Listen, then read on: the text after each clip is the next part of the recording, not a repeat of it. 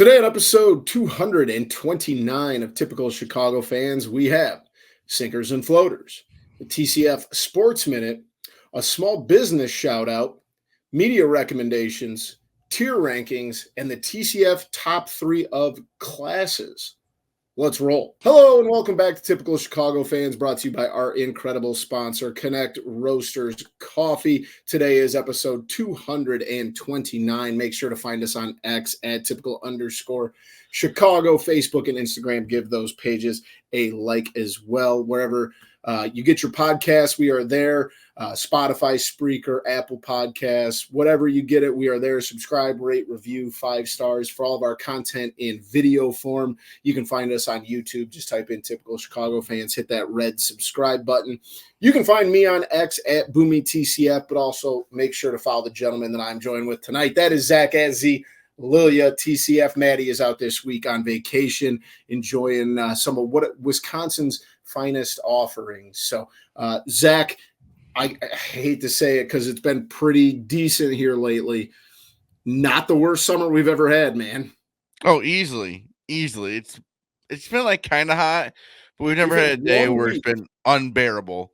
The third week of June, it was gnarly. It was over 92 every day. But outside of that, it's been like between 80 and 87. It's to the point where I'm very nervous because I'm afraid we're going to have like a 2-week span of just so hot. Yeah, we talk about this like with winters and stuff, right? When it's not that bad in January, we're like, oh, February is going to suck. That's kind of how I feel too. Yeah, I'm afraid like the end of July into August is just going to be unreal hot. Yeah, but we could use some rain though. Yeah, we've gotten a little bit. Even though we got rained on all weekend long, everything we did, we went golfing, rained on, concert, rained on. We'll get to it in our sinkers, but it's the wettest I think I've ever been in my entire life. Literally, it was unbearable. It was unbelievable. But yeah, the weather here, you can't complain. For a summer in Illinois, it's been pretty perfect. Exactly. So let's, as always, jump into things like we just said. We'll get them started with sinkers and floaters. I'll start off with my sinker because it's going to go right into Boomies. My sinker is pull-out mattresses. They stink. Awful. Never again. I don't know what the idea thought that, we're going to add an extra bed here because there's a pull-out mattress. I slept on one that was the worst of all time. It was like I slept on springs for 2 nights. Nothing's better than having to go to bed knowing how awful the pull-out mattress is going to be the second night. And Boomy slept on like a pull-out mattress, but like it literally was a pull-out mattress. Murphy beds. Yeah, it was like one that you pull out from like it looked like a kind of like what would you say, like a closet? Almost either like a closet or even like a kind of like came out of the wall, pretty much. It was in a dining room is the problem. It was in the dining room, and we didn't even know it was a bed until we kind of started messing around. Yeah, and it came out to not be very good for Boomy in his body. But pull-out mattresses, whoever invented them to like make space, or here's your couch that also is a bed. Not only is I'm not a fan of you. Uncomfortable couch, it's also the most uncomfortable bed you've ever slept on. Like that's the sales pitch for a pull-out bed. Well, yeah, and also like when the cushions aren't that great, you're sitting on just like a bed. Yeah, you're sitting on the metal wiring that holds the bed together. Pull-out mattresses, they should be done for. I know Airbnbs like them because you could add 2 extra beds to the to the listing. To the list, but no, they stink. Oh yeah, I'll jump right off of that, Zach. Mine is my back, and that's because of said pull-out Murphy-esque bed. We've talked about this a couple times on the podcast. I have a pretty bad back from a weightlifting injury in high school, and I came home, I could barely stand up straight come Monday. And just knew right away. I called Monday morning, got into the chiropractor. I've been going to the chiropractor every day. I have 2 herniated discs in my lower back from that pull-out bed thing.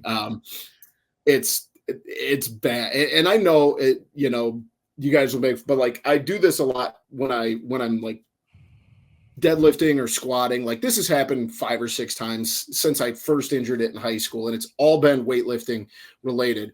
But I can say this time, I have not touched a weight in 2 weeks. There is no way this came from any weightlifting injury. It's crazy to think that you've been defeated by a pull-out mattress. Yeah, and like, okay, so mine had like a hump in the middle. And I think on the second night, I ended up sleeping on my stomach. I'm not a stomach sleeper. I usually sleep on my back. And I think that just sent it over the top. Like it's been a Definitely slept on your stomach because me and Boomy, I slept in the living room. Boomy slept in the dining room. yeah. And I do remember that because I think you were like looking at your phone and you fell asleep. Oh yeah, that sounds about right. I'm down bad. Back is finally getting better. I've slept on the floor the last 2 nights, but it's getting there. You know, the problem is like it hurts, it sucks, it's getting better, but like it's almost just like the time it takes for you to get up and down now. Well, you're also about to be in a car for like 15 hours. I'll use that to jump into my floater, and that's vacation. We're recording this at 9:00 on Tuesday night, and in less than 10 hours, me and my wife will be in the car on our way to New Orleans. But that kind of also piggies back off the weather because the coldest day that we're in New Orleans is 93. Oh, wow. That's going to be hot. Yeah, and the humidity is like 100%. So, but I am not complaining. Me and my wife have not gone on a solo vacation, just us two, since like 2018. We've done a couple trips, you know, with groups of people and stuff, but it'll also be our first one without the little guy. So that's already been tough. So, yeah, man, very excited. And the best part of it is, Zach, and we've talked about this a million times, man, like I'm very much a fly by the seat of my pants kind of guy. We've got, of the next 8 days, we have 3 days actually planned. We have 3 days in New Orleans, Saturday, Sunday, Monday, or Friday, Saturday, Sunday. And then Monday, Tuesday, Wednesday, Thursday next week, we really don't have a plan. So we don't have hotel rooms. We're going to do them day of and just kind of see where the road takes us. So Boomy's Adventures. Yeah, man, I'm very excited. We're probably going to make it to either Biloxi or Jackson, Mississippi for a minor league game, possibly the Nashville area. You gotta love the 4th of July. It's probably gonna be just awesome. We will be spending 4th of July in Memphis, Tennessee. So that's where our first stop is today when this podcast comes out. We'll be in Memphis, going to get some good food, probably take in their downtown fireworks, which I'm not a big firework guy, but you know what? You only get to go to Memphis. I hate them, actually. I don't hate them, but I don't like them either at the same time. But that's the thing, right? If they were here in town on the 4th of July, so what? I don't really care. But being in Memphis, something new. Well, it's also the 4th of July, and it's like the time of year. I mean, there's a few days where you're actually allowed to use fireworks and people can't get that annoyed. It's these next few days. Yeah. But that's like, I think that fireworks, this is probably a Boomy's hot take. Fireworks should be 100% illegal to people that aren't professionals. The cheap, crappy ones from the side gas station stuff, they cheapen the town's experience. Oh, yeah. And they're annoying as all hell because, like you said, everybody and their brother lights them off until 2:00 in the morning, and then they're annoying. So yeah, that's when it gets annoying. Big vacation week, so maybe doing some of the old school Boomy's food reviews from the road, because that's our biggest thing. We're just going to New Orleans to eat and drink and have a good time. So might have to take it back to the old school. I guess what else is there to do in New Orleans? Honestly, dude, not that much, if we're being really honest. Because, all right, so I don't even know if we've talked about this, but remember they used to have a minor league team? It was a AAA team. They were called like the Baby Cakes or the Baby Kings or something. Oh, yeah. They moved in 2019. Found that out 2 weeks ago. And then they had a team called the Zephyrs. They left. So there's no minor league teams in the state of Louisiana. So I guess we'll have to see what you can find on your trip, because it's pretty much just going to be a trip where every day is going to be in a new adventure. That's kind of the plan. So it's kind of like when people go to like Goodwill and change every day. That's like your plans.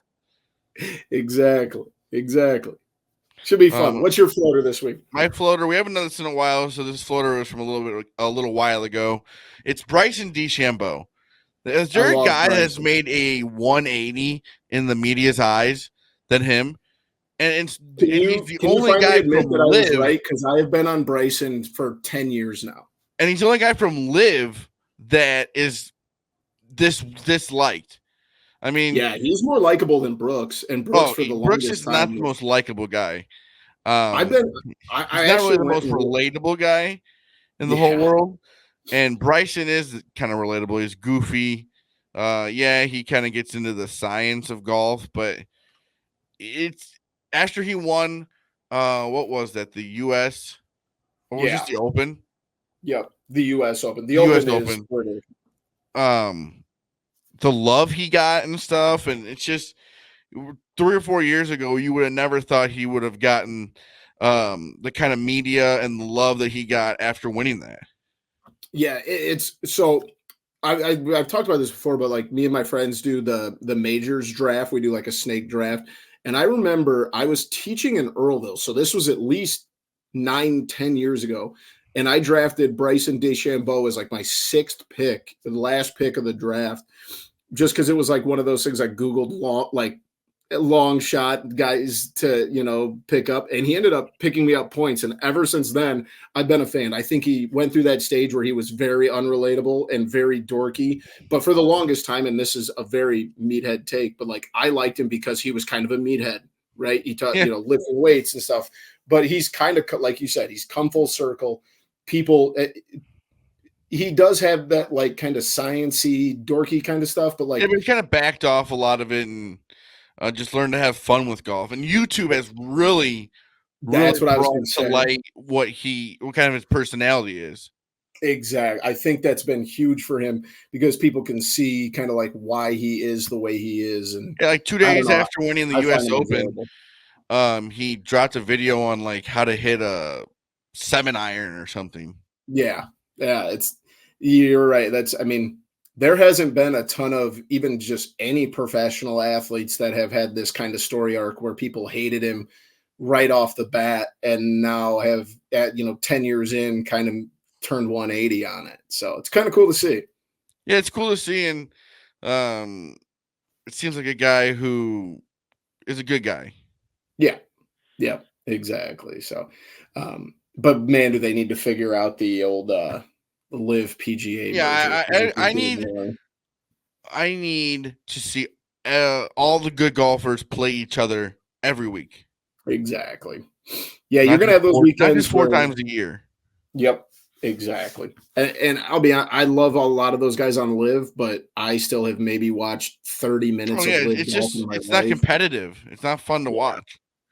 Yeah, I've been to a Live event twice, and it's just you can just tell how uncompetitive it is.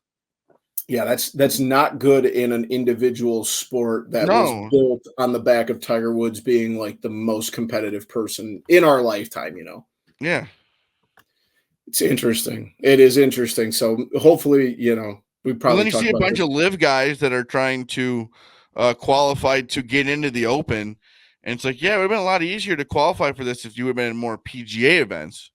Yeah, if they got to get something figured out because I think our sentiment about wanting to see the best players every weekend is not something that is like completely foreign. I think if you polled, most golf fans, they would say the exact same thing.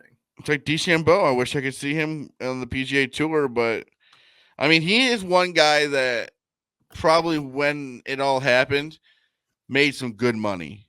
Oh yeah, I mean, they all made good money, but like his stock kind of went down for a little bit and then came back up because of I think maybe going away from the PGA for a little bit. Yeah, that's true. Not being in the spotlight every single week and all the weird stuff. I don't disagree with you there, but let's jump over, Zach. Let's move into the TCF Sports Minute, as painful as this might be. We'll start off with the Cubbies. The Cubs are currently sitting at 39-47. I don't even know how many out there. I don't understand 13. What is going on with this team. They're not good. They're awful. I don't know. I feel like we got sold, that this Here's where it all starts. They didn't do enough in free agency. Yeah, they got Cody It all Bellinger boils and down. they're like, oh, we got Cody Bellinger. We're good now. We just made this one of the 2 best signings of the off season. And then Cody Bellinger is not the Cody Bellinger of last year. And not even that. I mean, look, Matt Chapman ended up signing late for a very reasonable price. Blake Snell, very reasonable price. Like, how are you not in on that? And I don't. You can sit here and I disagree with that. Like, Shohei thing. If that's the case, 700 million. Whatever.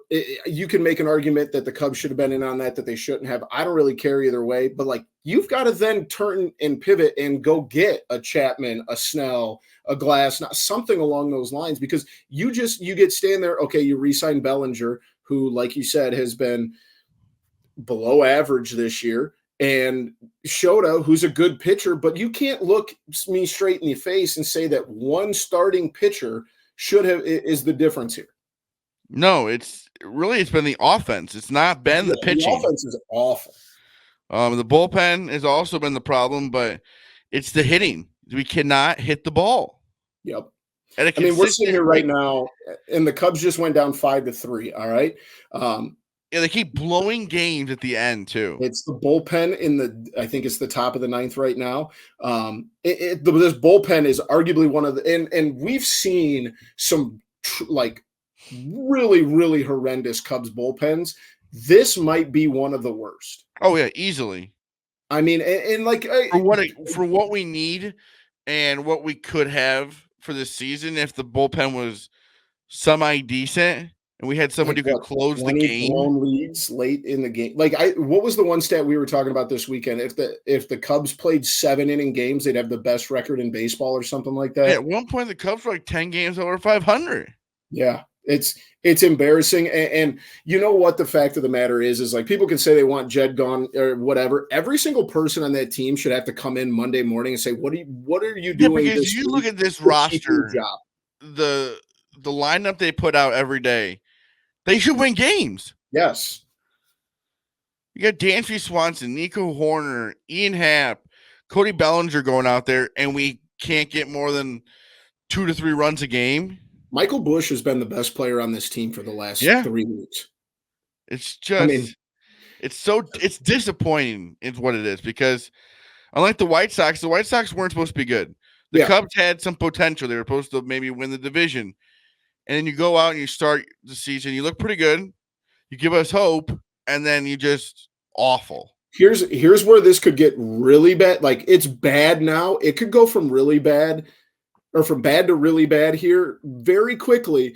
If this is the way it's going to continue, you've got to start selling pieces. I am done doing this roundabout where we're going to sit here and say, well, let it see how it plays out because the division isn't great. This team is not a playoff team. Do not trade these.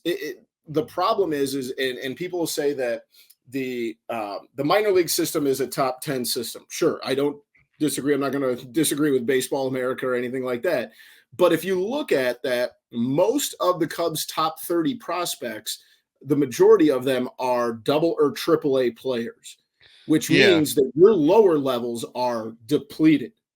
And you've got to start stacking up. If it means I don't know if you're going to agree with me here, Zach. I would keep Michael Busch. I would probably keep Shota and Justin Steele. And I like Morel, even though I'm tired of seeing him at third base. Those are like 3 or 4 guys I would keep. Everybody else is for sale. But the problem is those players are at their lowest value. Right. But you got this is the problem though. Like, we're going to sit here and keep running around this bush every single year. And okay, Ian Happ's at his lowest value. So we hold on to Ian Happ to hit, 211 the rest of his career. You know what I mean? But the thing is, there has to be somebody on the other side that wants to make the deal too. Yeah, I don't disagree, but there is at least, I think, a little bit of it. Like Cody Bellinger, as bad as he is, somebody at the trade deadline is going to want him. And it's just what the Cubs think the future is going to be like. It has the possibility to be very good, because I don't know if you saw Matt Shaw and there was one other. Owen Cassie got named to the futures game. So, like I said, Brennan top 20, Davis again hurt his back. Brennan Davis is done. He broke his back That sucks. for I think the second time. He's done. There's no way this is going to end positively. That sucks. It sucks. A kid who, I mean, how long have we been hearing about him for? Like 5 or 6 years now? That's baseball, though. It's just what happens. On the positive side, Ed Howard's doing a little bit better this year. We've talked about him a lot. But, like, this is the thing. We can sit here and talk prospects till we're blue in the face. But what does it matter when this team is, about to go to 10 games under 500? The players that play for the Cubs after tonight? The players that play for the Cubs in the major leagues are not doing very well right now. And that's, and I don't want this to be slight. Like, I love Ian Happ. I love Cody Bellinger. I love all these guys, but like, we got to do something different. Albert Einstein said the definition of insanity is doing the same thing over and over again. And to me, watching Christopher Morel get toted out there to play third base every day is insane. Yeah. Stop it. But it's one of those things as an organization you never want to give up. Yeah. But I'm telling you right now, this division's done. The Cubs are out of this division. There's no way. The Brewers are good. And I hate to say it because I hate the Brewers. The Brewers are good. They just do things. They just do things really well. As of right now, the Cubs are the worst team in their division. 100%. 100%. And that's the problem is they probably have the best. Because you haven't really had no major injuries. No one's gotten hurt that was like, Steele got hurt at the beginning of the year, but there's no one really offensively that's gotten hurt that this team should be this bad. Yeah. It's so infuriating. And I don't know about you, dude. I am within the days of canceling my marquee video. I'm just going to go back to listening to him on MLB, the app. I'm not trying to switch subjects on you, but at least the White Sox knew what they had going into this season. I'd rather be a White Sox fan at this point. Yeah, the expectations were very low. And, don't get me wrong. They're the worst team in baseball.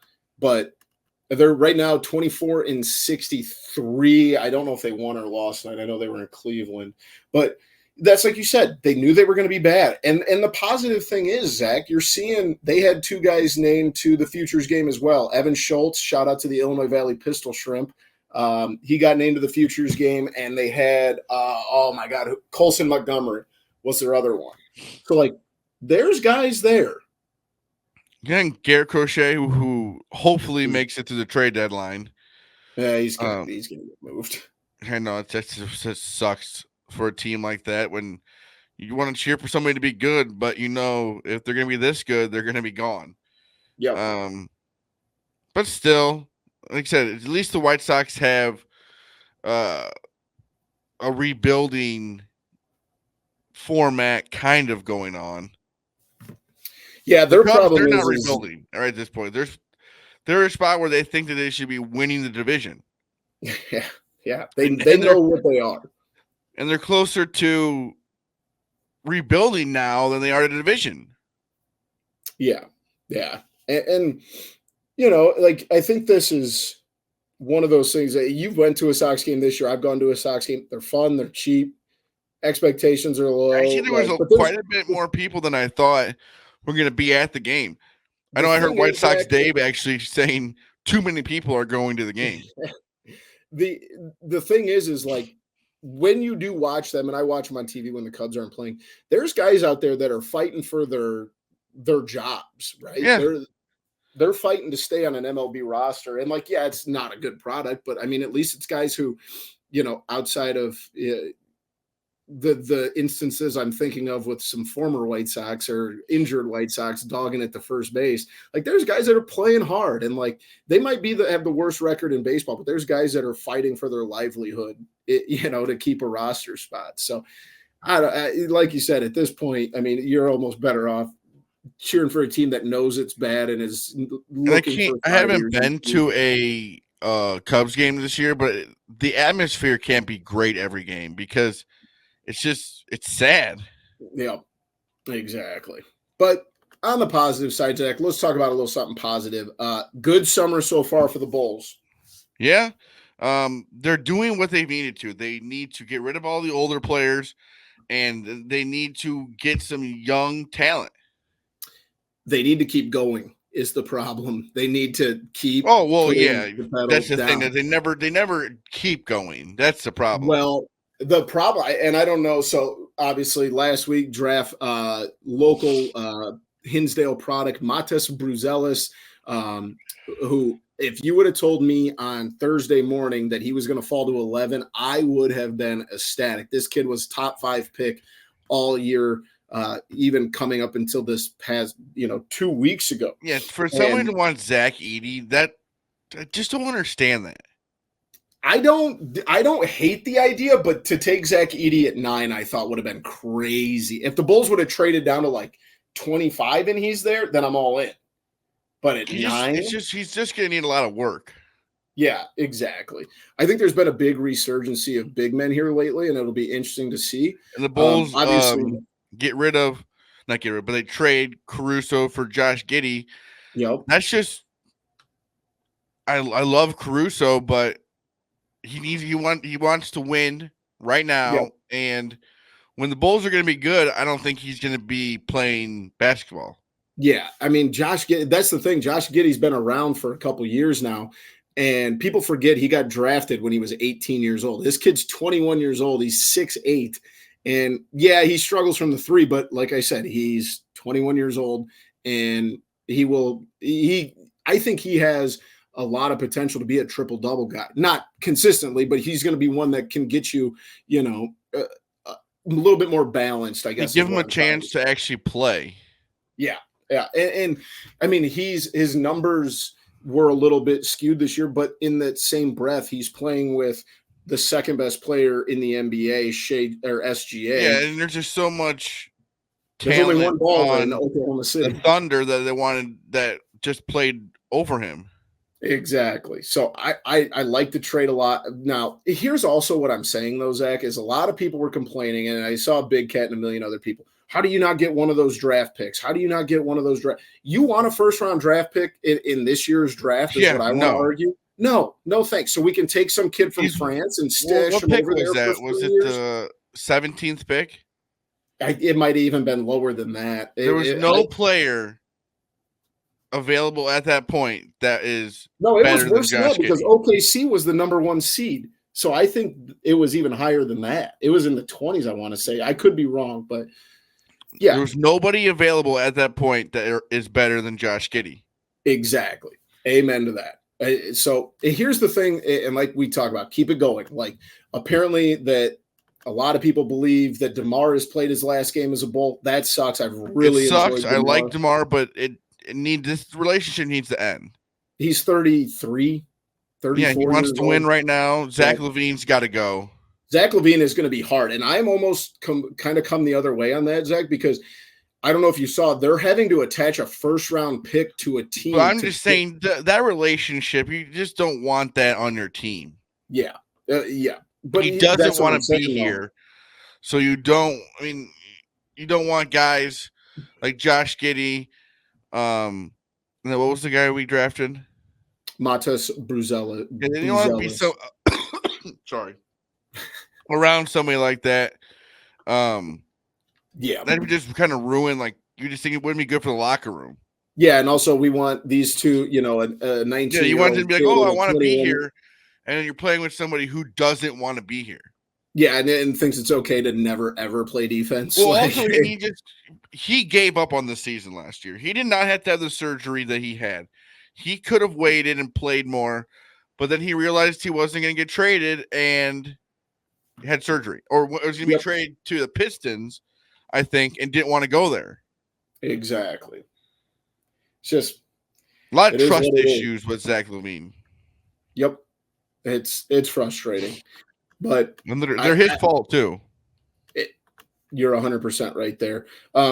Last one I had on here, Andre Drummond signs with the 76ers. I like that. He's going to get a chance to win, and he played well last year. He deserves it. He 100%. And he always seemed like a very nice guy. and always wanted to help the community too. Yeah, I was a big fan of Andre Drummond, which is funny when they signed him. I'm like, isn't this guy almost out of the league? Like I thought this was a Tristan Thompson deal all over again, but he has been very good. I've been very The only pleased. time when he dunked over somebody else last year. That was bad. Yeah, that was bad. not good. That could have gone a lot better. But moving down to the Blackhawks, the Blackhawks have been wheeling and dealing here, which I love to see. I wish Maddie was here to give me some of these names, but they had the second overall pick. I do know Pat Marone, who has won some championships.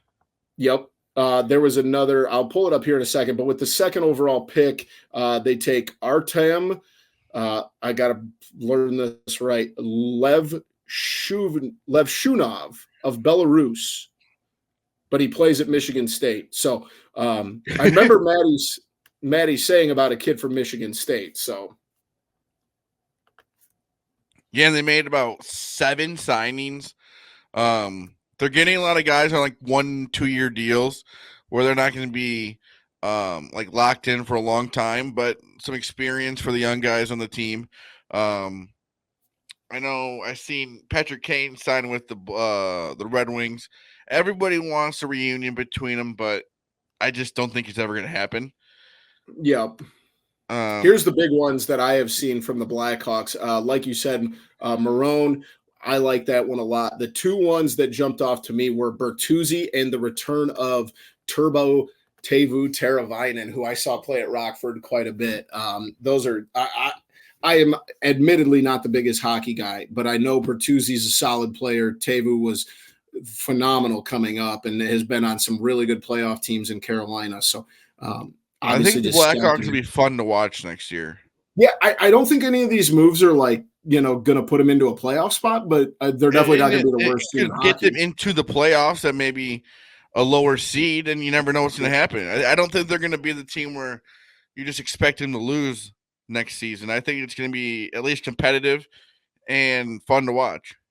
And I don't know if you saw this, Zach, but there's some rumors heating up about the number 1 overall pick, Macklin Celebrini, that got drafted by the Sharks, that he may not join the Sharks right away. He may be going back to, I think it was BU or BC, where he played college hockey at. Good thing the Blackhawks didn't get stuck with that. That could have been bad. Last thing I got on the Chicago sports corner here, the Sky. It is summertime, WNBA. The Sky are sitting at 7-11 right now. Not the greatest record, not the worst, but we said this months ago. Angel Reese is a dog. Yeah, she's an all-star her first year. Yep. And dude, last night, Cubs, Phillies were on. Guess what I watched? I watched the Ace and the Fever. Yep. It was a lot more entertaining and fun to watch than the Cubs. Yeah, than the Cubs. So are the Sky. The Sky are a lot more entertaining than the Cubs to watch right now. I had a really good day. I think it was last week. The Sky played at like 11 a.m. So me and the boy woke up, got some breakfast in, and turned in to watch some good basketball. I can't remember. WNBA is on the rise. Dude, I'm telling you, and they've had multiple games. I know a lot of this is because of Caitlin Clark and people can even Angel Reese, like all of these. That's not even to take away anything. You need players like that to build an organization, but or like to build the WNBA up. Yes, it's been next so year. Fun. You're going to have Paige Buchers and Haley Van Lith. Yeah, Van Lith. Yep, exactly. Those are going to be 2 players that are going to come to the WNBA, and it's going to be exciting the next few years. I agree. And how many games have we seen move to NBA arenas because of, this resurgency? And that's not, like I say, this isn't to take away things from players, like Kelsey Plum, like Aja Wilson, all these established incredible players. Diana Taurasi, who's like 45, I feel like, all these incredible players, but like, it's just like a rejuvenation of all this insane young talent. Unfortunately, it takes something like this for something to get big, and maybe it takes 5 to 10 years too long, but at least it happened. Exactly. Better late than never. But yeah, like I said, I was watching the Cubs game and I knew that the Ace were playing the Fever, and I go, you know what? I am done with this Cubs game. Yeah, Cubs go down 6-1. That's an easy decision to make. It could be 0-0, and I might turn it on. That's fair enough. That's fair enough. But one thing that I would not give up on is that's our friends over at Connect Roasters. They make the best coffee around that you are going to find. I promise you that. They work with our guy, Dom Frederick. They work with Ian Happ. So you know it's good stuff.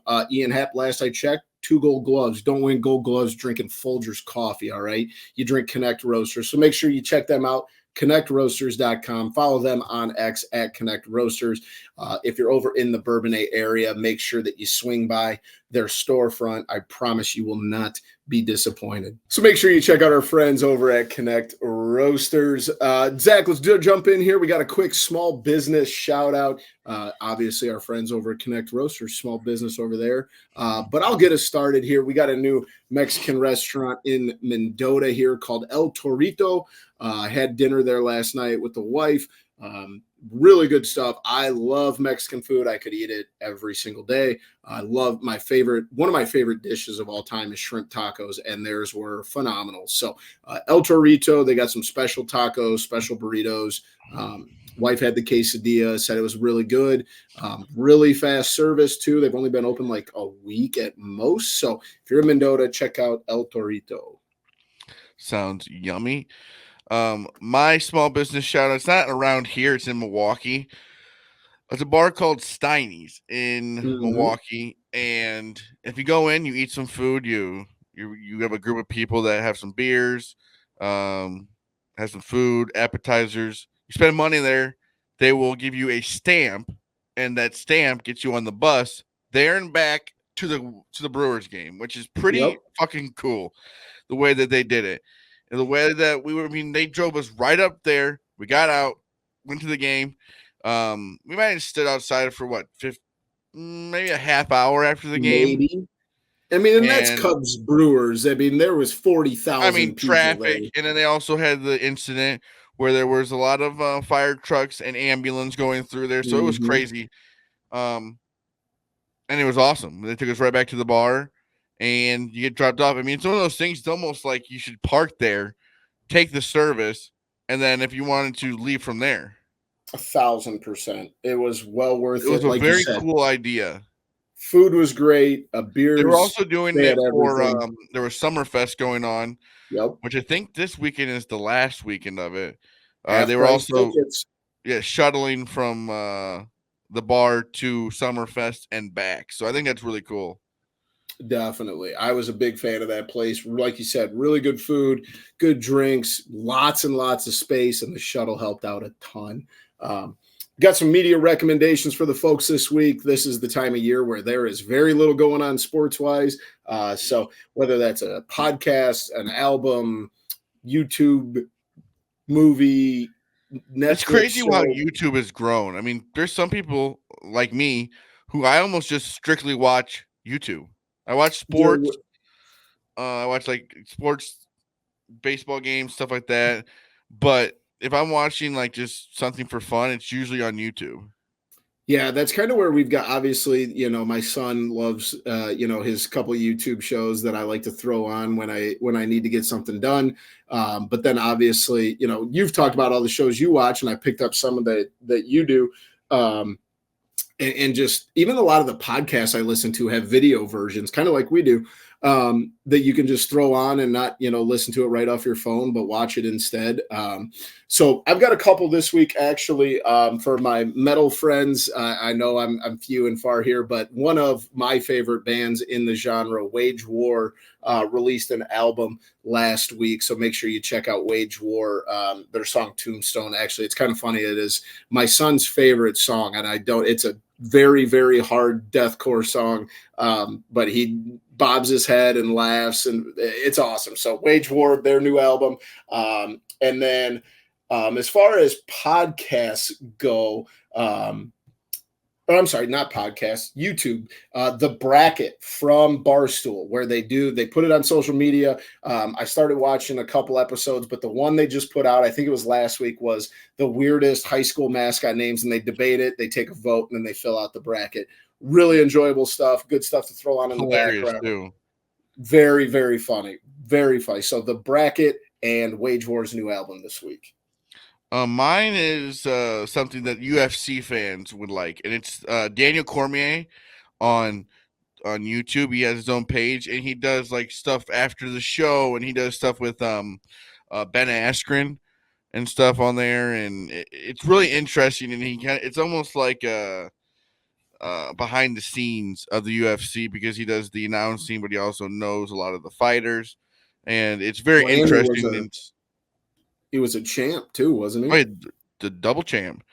Yeah, And I mean, it's very interesting the way and then there's also he's on there's MMA, ESPN MMA, and he does a show with Chael Sonnen too. Nice. Yeah, So especially for guys like us, like, interesting. That aren't, the deepest, UFC either feels like we have people kind of like us or people that are like Matt and know a lot about we were on a bachelor party for Chance's or Boomy's brother, and we actually got the UFC fight Saturday night, and everyone got around, and it's if somebody gets knocked out, everyone's going crazy. Oh yeah, you had to peel me away from the sketchiest bar I've ever been in my life, but yeah, I did have to. I texted Boomy, "Where are you?" And he's like, yeah, "I'm I in was a block and a half away at a bar that had from our house, which you wouldn't say was in the greatest area." It was also a punk rock bar that had no sign outside. Yeah, and it was exactly what you would think. But I did come back for the UFC fight. It was well worth leaving the bar. So, yep, those are all of our picks this week for media recommendations. And this is the part of the show where you're going to want to turn over to YouTube if you haven't already, because we're going to do a tier ranking. You guys know what the tiers look like: superior, A, B, C, D, E, F. Last episode we did the Cubs uniforms on this picture that we'll put up on the screen. So this week we have the White Sox uniforms, and we're going to do them in the correct order this week. So you go on over to YouTube, it's on the screen right now. Now I know what you were talking about, because I was like, what are you talking about? But yeah, we went like the first line and then the second line, and that's, I guess, not how you're supposed to do it. Yeah, we went top row, then bottom row. So we got to like zigzag here. We'll start in the top left corner. I believe that says 1911. It's a very, very boring navy blue that just says Chicago across the front. Where are you putting this on the tier, Zach?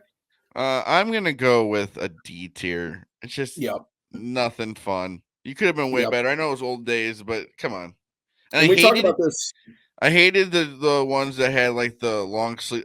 They all wore long sleeves underneath it. Yeah, this is. I guess maybe they.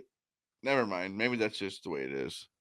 Yeah, but I'm with you. I'm going to go E here. This is about as boring as possible.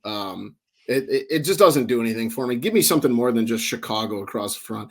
This seems like a T-shirt you pick up at like a local Goodwill. So let's move down. We've got the 1917. I believe this was the Black Sox year, the scandal year, if I'm not mistaken. I'm gonna have to go with it's better than the other one. I'll go C tier. This is as close to S, I think, as we're going to get. This is an A right here. As close to S. I don't think that's true.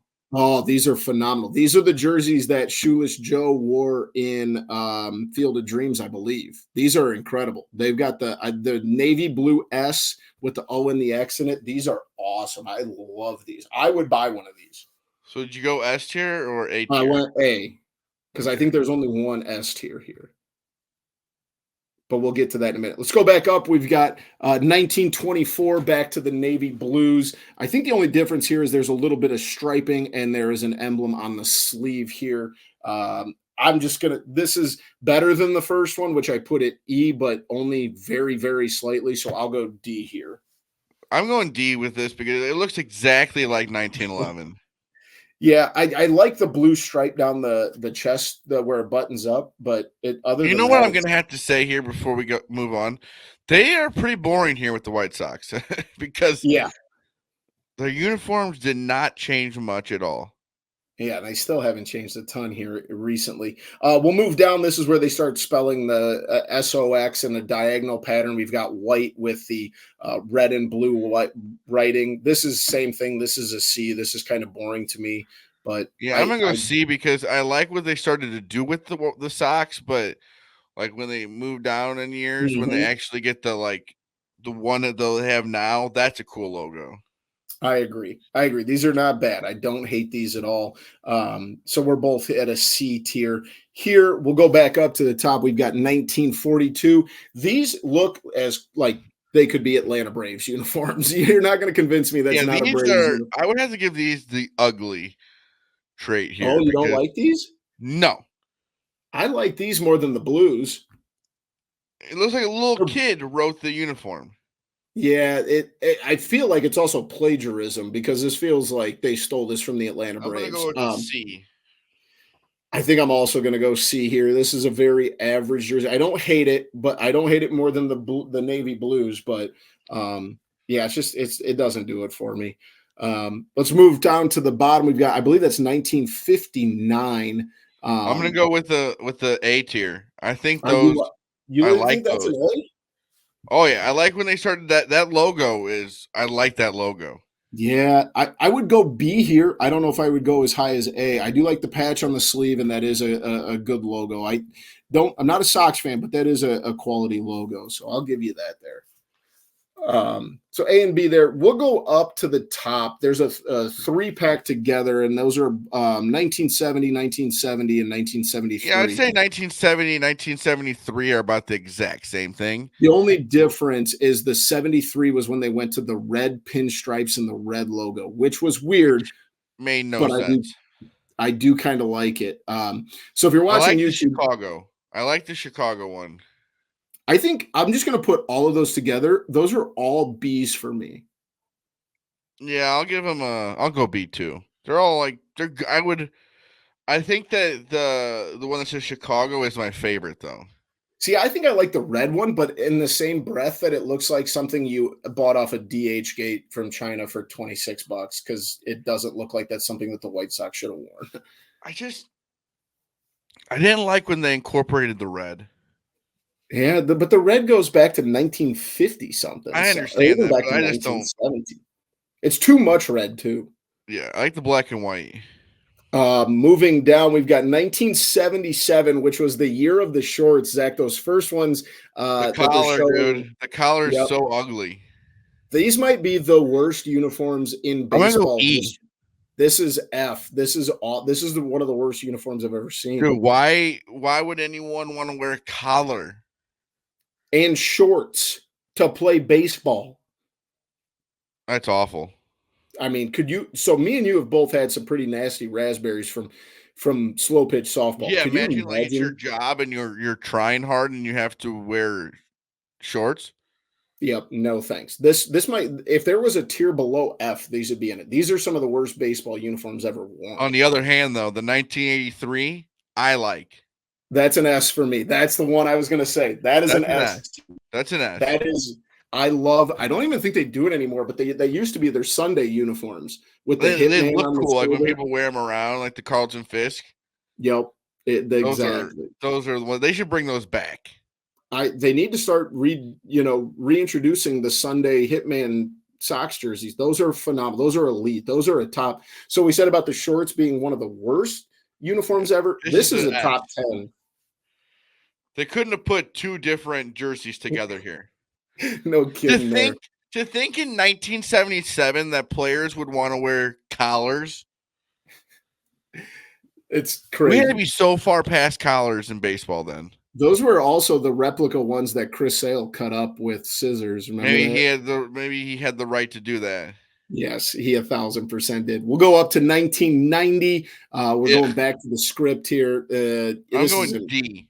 I'm going to go E. These are awful as well. Awful. These are bad. They're boring. Especially after you could have just kept what you had for a few more years.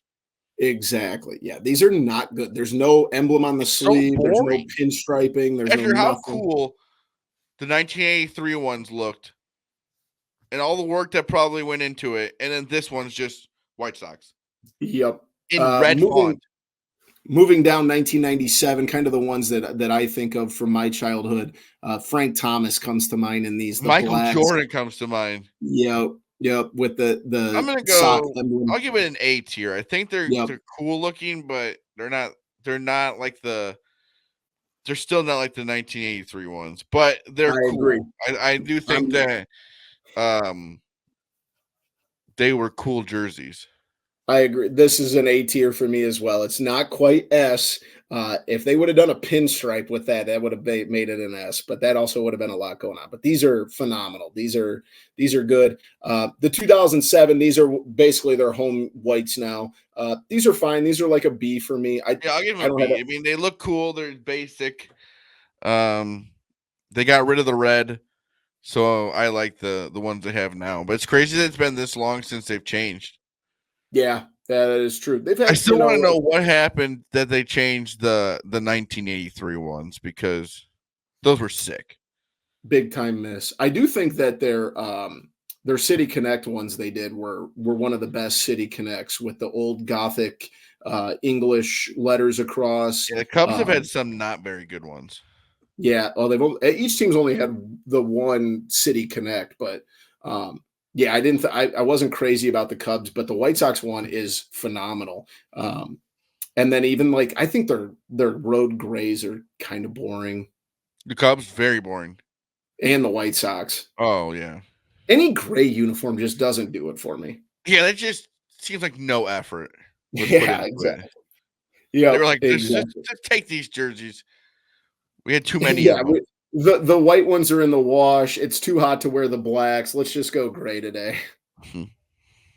Well, let us know what you want to put us to put on the old grid here for our tier rankings next time. And let's finish things up. As always, we've got the TCF top 3. And this week, we are doing classes. And we're not going to turn this into a socioeconomic debate. This is classes from high school or college or even junior high that you enjoyed or wish you would have taken or wish you could have had.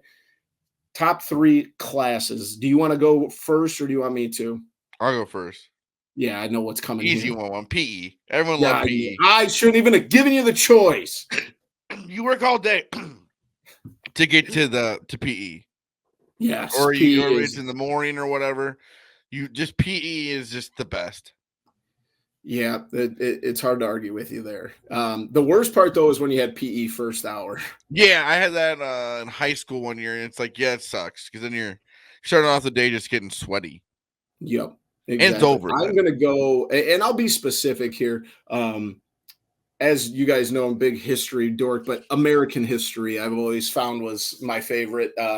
Had a couple different ones. We did like ours junior year was like before 1865, and then the next semester was after 1865, or maybe it was split up year by year. You did a whole year on it, then another year. Any American history, I'm all in on. I'm big history dork as it is, so I'll take American history.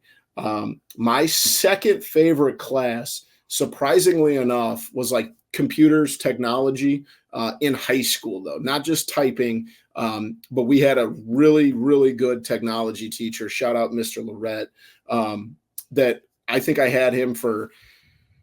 So my senior year, I had 3 history classes, 2 computer classes, and 3 study halls. My whole senior year, that was my schedule. So I think I had him for multimedia concepts. That was the name of the class specifically that I enjoyed the most. We like made music videos and websites, and learned how to do video editing at the time. 2008, 2009, it was very primitive.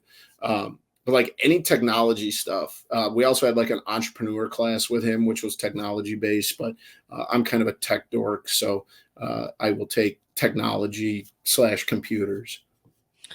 So I have 2, right? Yes, you do. I liked math. I was a fan of math. I wasn't the best Any at specific it. I like the numbers. versions? I didn't like when they started putting words in it. So you were probably not a big algebra guy. No. Geometry was all right. Okay. But I wasn't too big a fan of the words when they started putting it in math. You would have really enjoyed this class that I was in community college, and that was called Structure of Number Systems. It was basically math for dummies like me who were not getting a Bachelor of Science, but a Bachelor of Arts instead. So I enjoyed that class.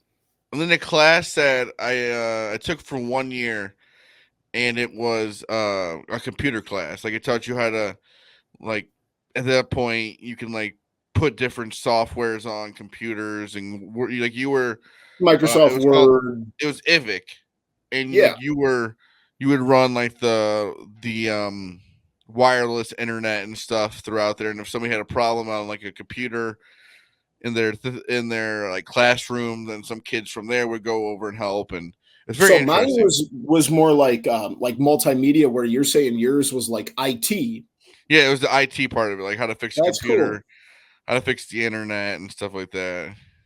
My last pick will be I always enjoyed science. My dad's a science teacher, but it was never like my favorite subject. No, I can never get into However, science. however, anatomy and physiology was awesome. I loved it because it was learning, the skeletal system and the muscle system, and then we got to dissect a pig. I Ugh. loved it. I loved A and P, but outside of that, biology, that was okay. Earth science, not really my thing. But anatomy and physiology, and not. I'm not trying to gas my dad up here because he was my A and P teacher, but I did very well in that class because I just enjoyed like you basically had to memorize like where all the bones were and all the muscles and all the stuff in that. Like I enjoyed that kind of stuff. So learning how the body works. But what are some other honorable mentions? I had one called contemporary novels, which is kind of funny that I say this, that I enjoyed the class because it was the people in it and the teacher. Didn't read any of the novels. Sparks noted all of them. But I really did enjoy that class. Any I other really history wasn't a class I fan of loved. school, so Yeah. I loved any history class. We had like a world study hall. history. Yeah. Like I said, I had 3 study halls my senior year. I loved study hall. And this was like Uh, before wireless headphones. So I would just like pull the old trick. I'd wear a hoodie every day and I'd run the cord up my sleeve and watch a movie on my iPod Classic with my hand in my ear like this 3 periods a day. It was living I on the. wish I would have been more into art, Yeah, that was one I never did. I wish I would have tried something like that, or even like music, um maybe. yeah, drama, or Yeah, I wish I would have been like in a play, but like in high you school, know, like, oh, I'm not gonna be in a play. yeah, same. But I was the I wish I would exact have same way. tried it. 100%. Notice neither of us said anything really English related. So, No, I'm not writing papers. which is funny. I'm the same way. And then I get to I'm just so college. bad at I would never do it on time. Or like I would do it on time, but Yeah, but you like, would oh, you have put it 6 all months off. it's not 6 months. They give you 2 months to do it. I'll do it the last week. Exactly. That's how I would be too. But it's funny, I avoided so much English stuff because of writing. And then I go to college and I become a history major. And at NIU at the time, there was only 3 majors in the entire university that had thesis papers for the end of their major. And history was one of them. And I had to write a 35-page paper. So that was fun. And everything else is just read 10-page papers every Is couple that the one weeks. you did like throughout? Like you just did it all at one time? So yeah, you actually like do it over the course of 2 years. And what if you're smart, what you do is the first year you write kind of like your like the structure that you're going to write the paper in, and then the second year you basically just flush it all out, right? Dumb people like myself change the entire theory of the project that they're working on because I want to say my junior year I wrote a 15-page project presentation on one topic and then completely switched it the next year and had to start all over. And I remember, I want to say it was March or April. I stayed up for 3 days straight to write a 'Cause 35 it's page been paper. about 10 years since I was in school or something like that, or maybe a little bit less. I couldn't imagine doing homework. Yeah, it's It just hard. gives Like me like a I'm going back nightmare. right now Homework or to write a take, paper. I'm going back right now to take some like Oh, continuing education classes, and it's tough, dude. It's tough, especially when it's like self-paced, like just work at your own pace. can't think. I have to like set I don't reminders on have my to do phone. this anymore. Yeah, exactly. Yeah. That's what's hard, man. I enjoy school. Obviously, I teach school, but like when you've got a million other things going on, you don't want to be doing that. And you So have to get something done at a yeah, certain time. Exactly. I'm going through that right now. So let us know what we missed, what you guys enjoyed. But that's the end of episode 229 for us. We appreciate you guys checking in. We know it's been a little bit. It's been kind of crazy hectic over here. But we're working on getting back to a little bit more consistency. Just getting 3 schedules in line has not been easy when we're trying to enjoy the summer as much as we are. So we appreciate you guys jumping on. Remember, you can catch us on X at @typical_Chicago, Facebook and Instagram. Go over to YouTube. Make sure you subscribe there for all of our content in video form. Wherever you get your podcasts, we are there as well. So subscribe, rate, review, 5 stars wherever you can. You can find me on X at BoomyTCF. Of course, make sure you follow Zach at ZLiliaTCF and Maddie, even though he's on vacation, at schools_01. We appreciate you guys as always. That was episode 229 of Typical Chicago Fans. We love you all. Peace.